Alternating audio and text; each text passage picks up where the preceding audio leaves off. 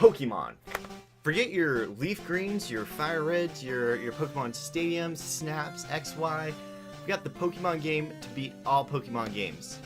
Pocket Monster on the Sega Genesis. You know the game's gotta be good when Nintendo doesn't even put it on their own console and they go to their competitor whose console's dead for a good 20 years and like, boom, we're putting our game on that. We'll say it is interesting this game comes in a case. Not a lot of bootlegs I've got have come in cases before, but they actually tried to make this look like a real game, even though the artwork on Pikachu is horrifying at best. There's even a story on the back for those who don't know Pokemon, just to let them know what's going on.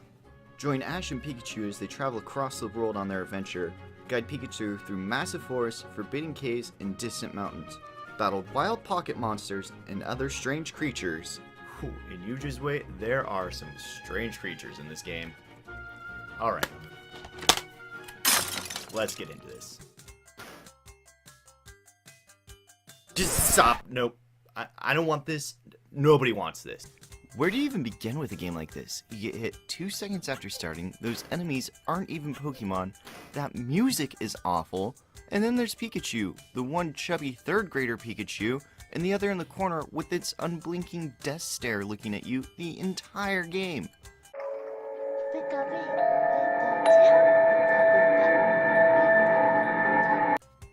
The game itself is just your standard platformer, move to the right, jump on the enemies, get to the end, fight the boss, and you beat the level.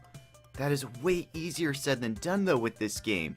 You have stiff controls, weird hitboxes, and platforms you just fall through. As for the enemies, you have your standard Pokemon like Diglett, Beedrill, Porygon. Then you have what looks like bootleg Pokemon.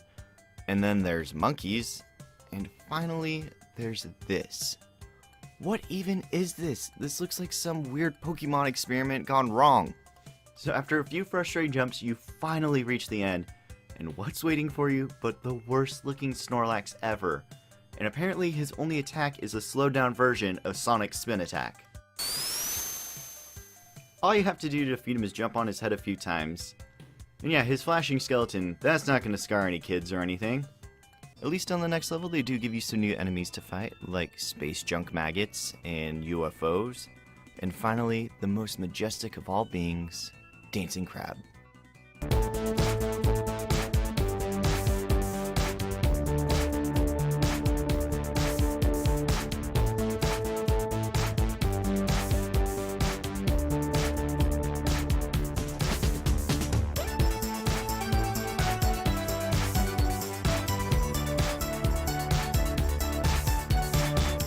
So, I'm gonna be honest, I think I went a little too far for this bit. At least it's probably the most ridiculous thing you'll see in this video. Son of a... Who even designed this enemy? It was like they're just like, you know what the kids like? Blastoise. They also like Charizard. Let's just mash them together and we're sure to get an enemy they'll love. To beat this boss, I just kept jumping in the corner over and over because it's literally the only way I could beat him. And after that, I'm ready just to move on and fly through these levels. So let's do it. Next level. It's just a bunch of platforms to jump off of. And you can't see where you're going, so it's all just leaps of faith. And somehow an even worse looking end boss. Next level, underground. Oh wait, you're not underground this entire freaking level. Then you finally get to the final level. And I think it was here that my whole experience playing this game was summed up by one Pokemon, Zubat. Just that look on his face is how you feel inside playing this game.